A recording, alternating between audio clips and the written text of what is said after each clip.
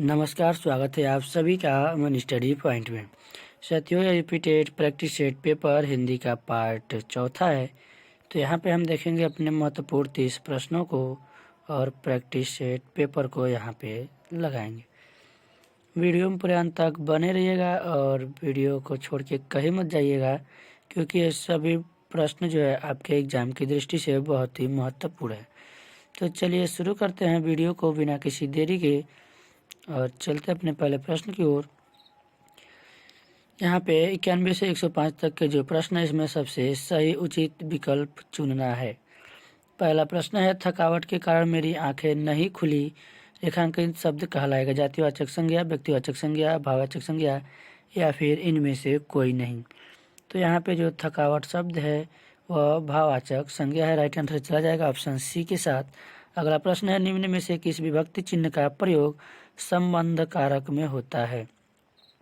में, पर, ने, से, का, के, की। तो यहाँ पे जो राइट आंसर चला जाएगा ऑप्शन नंबर ए के साथ, संबंध में पर। तो संबंध में पर आता है, यानी कर्ता ने कर्म को करण से। इस प्रकार आपको याद होगा तो आप विकल्प आसानी से सही विकल्प लगा सकते हैं। अगला प्रश्न है, निम्न में से कौन सा शब्द जातिवाचक निजवाचक सर्वनाम का उदाहरण है? अपनी, अपने आप, स्वयं या फिर मेरा।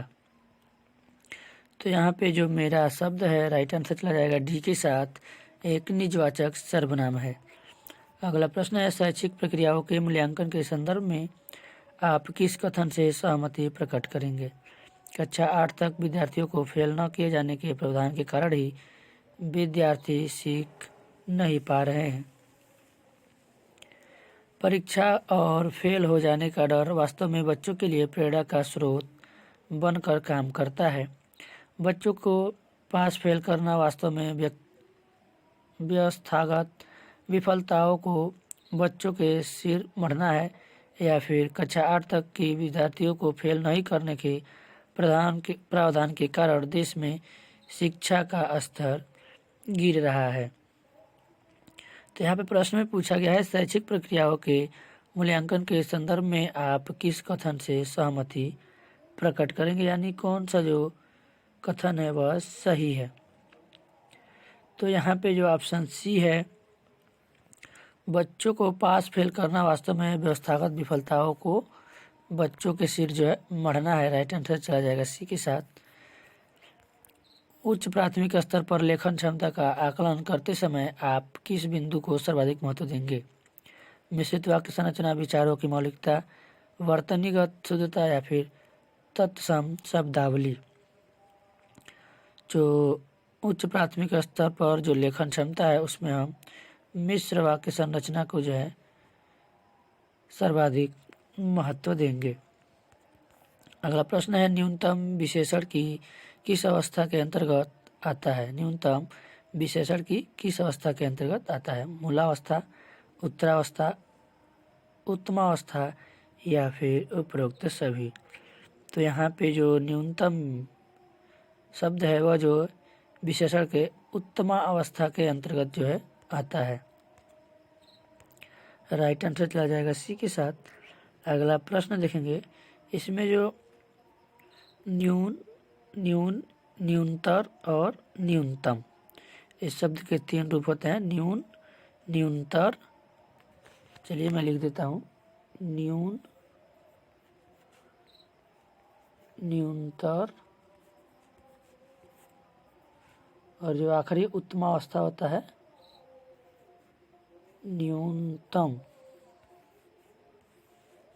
तो राइट आंसर चला जाएगा सी के साथ। अगला प्रश्न है, समग्र भाषा पद्धति पर आधारित कक्षा गतिविधियों के आयोजन पर बल देती है, बच्चों के भाषाई विकास की स्पष्ट समझ पर बल देती है, बाल साहित्य को पढ़कर सुनाने पर बल देती है, या फिर सभी भाषाओं को सीखने पर बल देती है?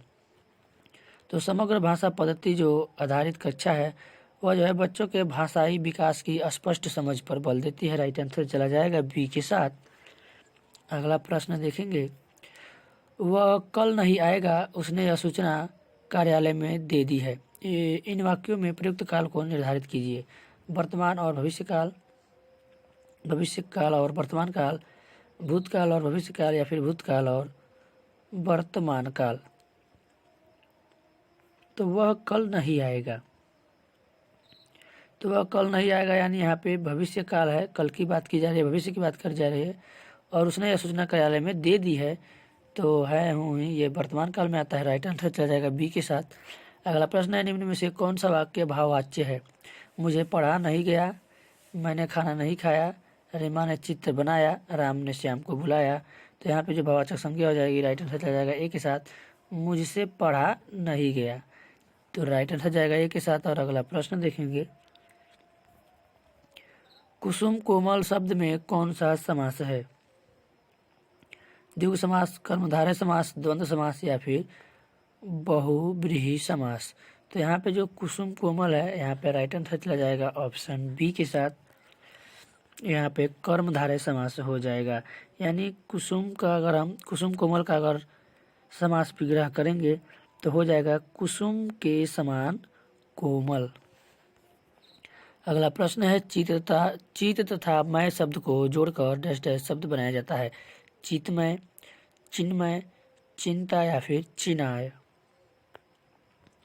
तो यहाँ पे जो चित और मय को यहाँ पे हम जोड़ेंगे, यानी जो संधि विच्छेद है इसको एक में मिलाएंगे, तो ये जो हमारा राइट आंसर चला जाएगा बी के साथ, चिन्मय हो जाएगा।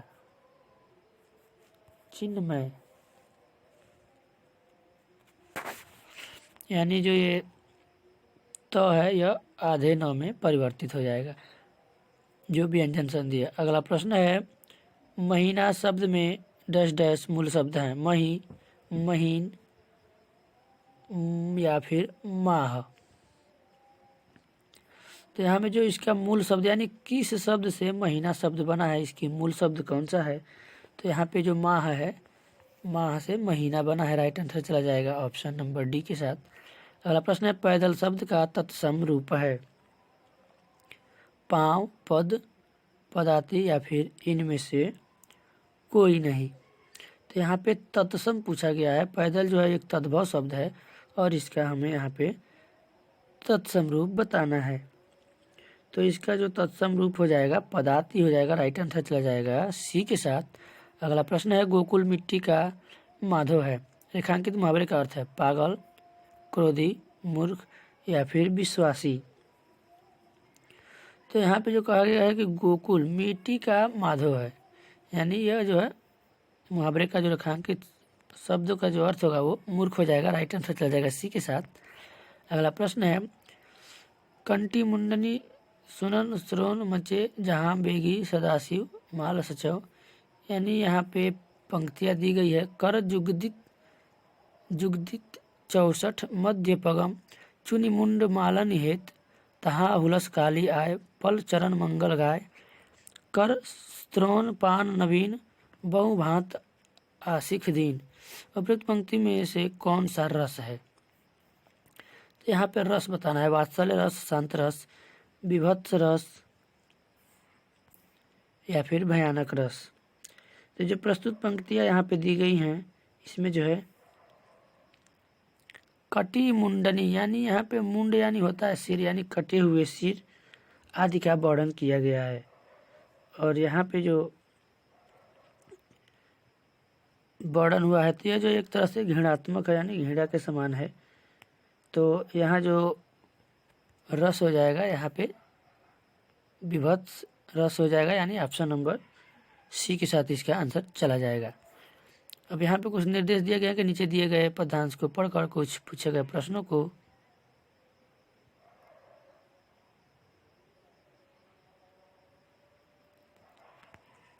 उत्तर देना है।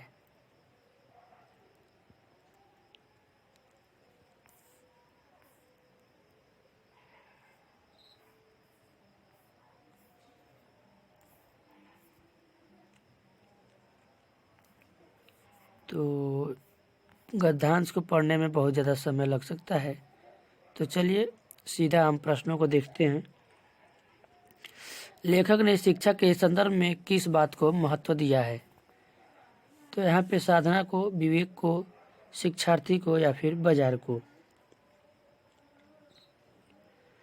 तो यहाँ पे जो लेखक ने पूरा जब इसमें आप पढ़ेंगे तो बहुत टाइम लगेगा। तो आज शिक्षा आज दुविधा के अजब दोराहे पर खड़ी है। आकर्षण चकाचौंध है संतोष, इसमें जो देखेंगे कि कहाँ पे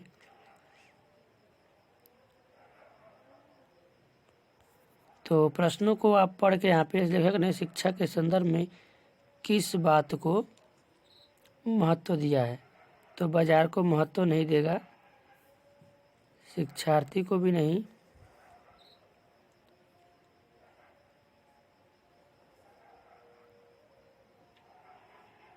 तो यहाँ पे कहीं ना कहीं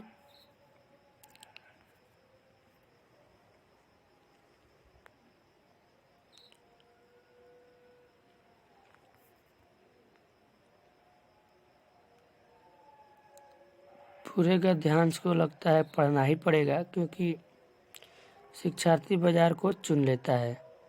तो यहाँ पे बाजार को होगा नहीं। चलिए एक बार पढ़ ही लेते हैं, क्योंकि यहाँ पे थोड़ा सा गद्यांश काफ़ी बड़ा भी है। आज शिक्षा आज दुविधा के अजब दोराहे पर खड़ी है। एक रास्ता चकाचौंध का है। मृग तृष्णा शिक्षार्थी को लोभ लालच देकर अपनी तरफ दौड़ाते रहने के विवश करने को उतारू खड़ी है। बाजार के इन ललचाने वाले रास्तों पर आकर्षण है, चकाचौंध है और सम्मोहित कर देने वाले सपने हैं। दूसरी तरफ शिक्षा का साधना मार्ग है जो शांति दे सकता है, संतोष दे सकता है और हमारे आत्मत्व को प्रबल करता हुआ विमल विवेक दे सकता है। यानी यहाँ पे विवेक यहाँ पे मिल गया, यानी राइट आंसर चला जाएगा ऑप्शन नंबर बी के साथ। तो यहाँ पे जो किसने किसको महत्व दिया है, विवेक को, तो राइट आंसर जाएगा बी के साथ। अगला है दूसरी तरफ शिक्षा का साधना मार्ग है, तो पहली तरफ क्या है। एक कक्षा पैकेज और सुख शांति, दलदल में फंसे होने का एहसास, दुविधा का दोराहा और भटकाव, या फिर बाजारों की चकाचौंध, सम्मोहन और सपने। तो अभी हमने ऊपर जब गद्यांश को पढ़ा तो वहाँ पे जो है दिया हुआ था। चलिए एक बार और देख लेते हैं। दूसरी तरफ जो है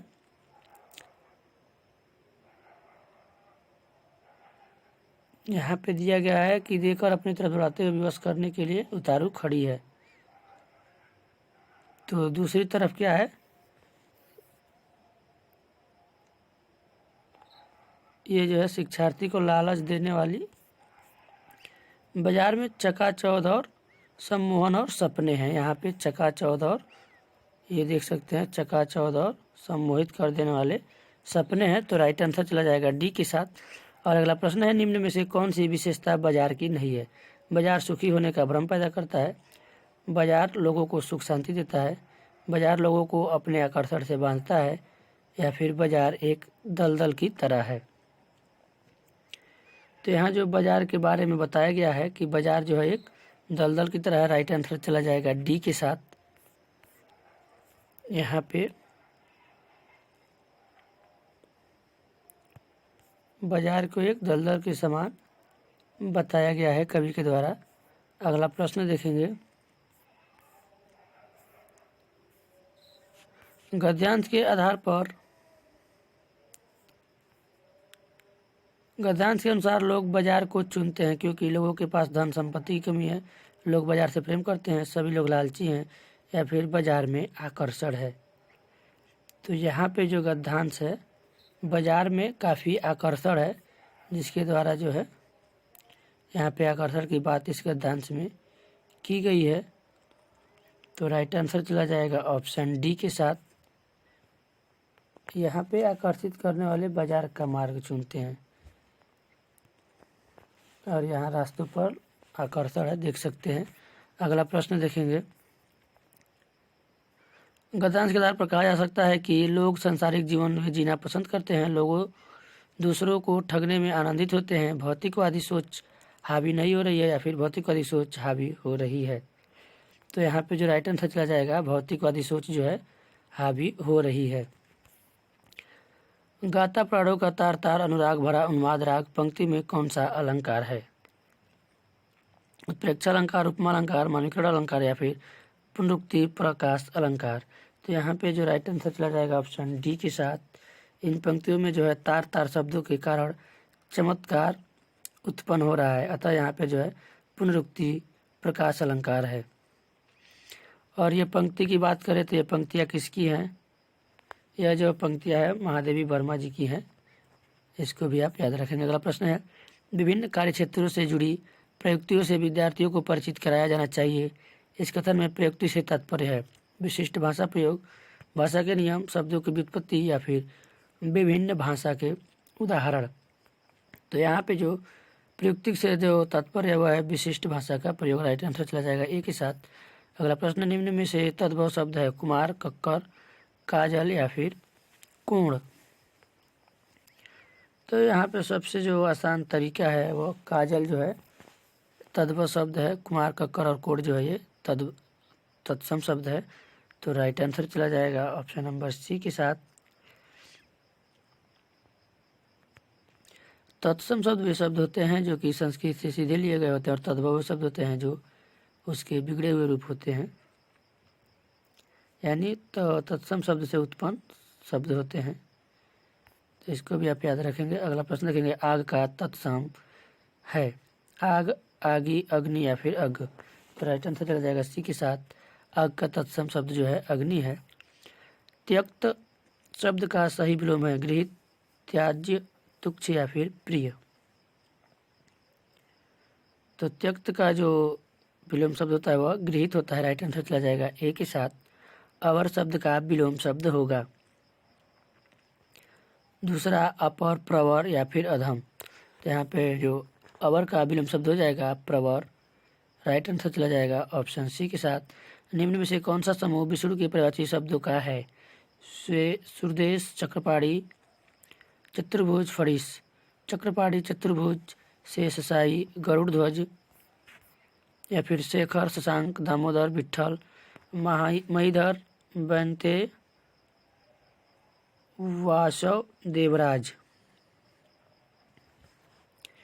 तो यहाँ पे जो विष्णु के पर्यायवाची शब्द हैं, ये जो समूह है चक्रपाणी, चतुर्भुज, शेषशायी, गरुड़ ध्वज, ये सभी जो है विष्णु के पर्यायवाची शब्द हैं। तो राइट आंसर चला जाएगा बी के साथ। इनके अलावा जो है इनके नारायण, हरि, मुकुंद, गोविंद, जनार्दन, श्रीपति, लक्ष्मीपति, कलापति, ये इनके उदाहरण, इनके जो और पर्यायवाची शब्द हैं। अगला प्रश्न देखेंगे, निम्न में से कौन शब्द हमेशा बहुवचन में प्रयुक्त होता है? हस्ताक्षर, समाचार पत्र, चिड़िया या फिर तिजोरी। तो हस्ताक्षर जो है हमेशा बहुवचन में प्रयुक्त होता है। राइट आंसर चला जाएगा ए के साथ। टिकाऊ में प्रत्यय है उ, आओ, वो या फिर उक। तो यहाँ पे जो प्रत्यय शब्द होते हैं वो किसी भी शब्द के अंत में यानी बाद में प्रयुक्त होते हैं, और जो उपसर्ग होते हैं किसी भी शब्द के पहले प्रयुक्त होते हैं। तो यहाँ पे जो राइट आंसर जाएगा ऑप्शन नंबर बी के साथ, टिक धन आऊ यानी टिकाऊ। राइट आंसर चला जाएगा बी के साथ, आऊ के साथ। और किस शब्द में कोई भी उपसर्ग नहीं है? असुरक्षित, स्वागत, अप्रत्याशित या फिर स्वार्थ। तो यहाँ पे जो स्वार्थ है, यहाँ पे कोई भी उपसर्ग प्रयोग नहीं हुआ है, जबकि असुरक्षित, अप्रत्याशित में अ उपसर्ग है, जबकि स्वागत शब्द में सु उपसर्ग का प्रयोग हुआ है। तो राइट आंसर चला जाएगा डी के साथ। और यहीं पे यह वीडियो समाप्त होता है। तो साथियों, यह वीडियो आपको कैसा लगा कमेंट बॉक्स में ज़रूर बताएं, और वीडियो को अपने सभी ग्रुपों में शेयर कर दें। साथ ही अगर आप इस चैनल पर नए हैं तो चैनल को सब्सक्राइब कर लें। साथियों, आज की वीडियो में बस इतना ही। मिलते हैं कल एक नई वीडियो में एक नए टॉपिक के साथ। तब तक के लिए धन्यवाद। जय हिंद।